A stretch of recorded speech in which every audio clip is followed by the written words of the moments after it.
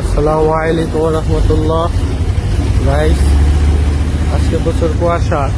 তো আমি কয়েকদিন আগে একটা ভিডিও বানাইছিলাম যে কুয়াশার মধ্যে গাড়ি সাবধানে চালানোর জন্য।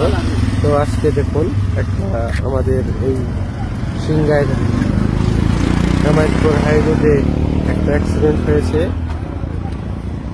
একটি মাইক্রোবাসকে ধাক্কা দিয়েছে একটি মোটরসাইকেল।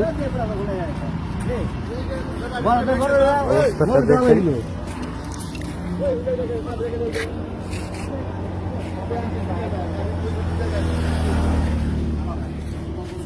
অবস্থাটা কি করছে।